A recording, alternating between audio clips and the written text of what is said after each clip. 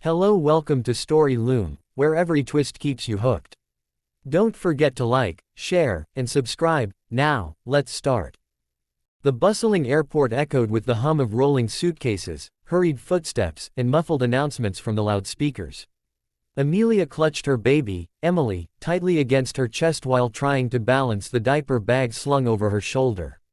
Her heart raced with a mix of exhaustion and worry. She had barely enough money for this flight, scraped together after weeks of working double shifts at the diner.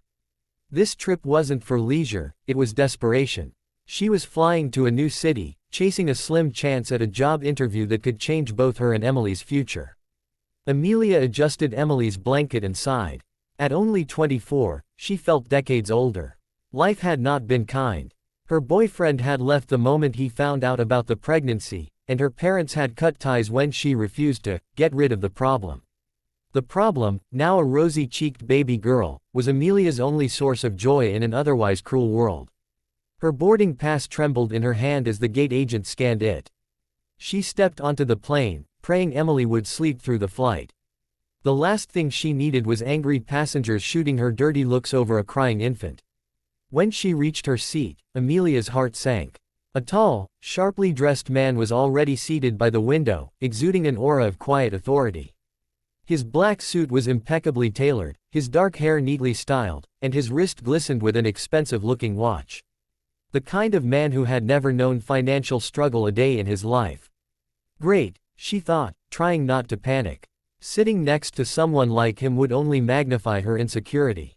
"Excuse me," she whispered nervously, motioning toward the aisle seat. The man looked up from his phone, his eyes a deep, piercing gray. For a moment, Amelia felt like he could see right through her. Without a word, he stood, allowing her to slide into the seat with Emily. She avoided his gaze, cheeks burning, as she buckled herself in. The plane took off, and Amelia rocked Emily gently, whispering lullabies until the baby's eyes fluttered shut.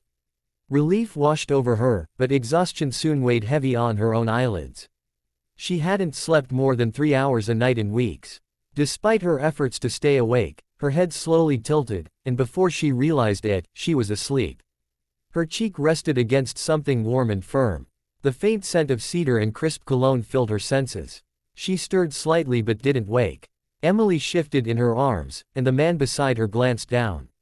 The young woman, with tired circles under her eyes and hair falling loose around her face, looked so fragile and vulnerable. Her baby's tiny fingers curled against her mother's blouse. For reasons he couldn't explain, the man didn't move her away. Instead, he stayed still, allowing her to sleep on his shoulder. Hours later, Amelia's eyes snapped open. She froze. Her head was on the stranger's shoulder, this impossibly handsome, wealthy-looking man who must think she was completely out of line. "I'm so sorry," she whispered in panic, sitting up quickly.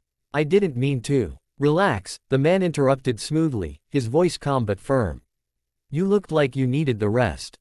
Amelia blinked in surprise. Most strangers would have been annoyed, maybe even disgusted.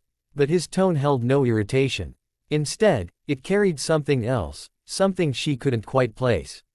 Emily stirred in her arms, fussing softly.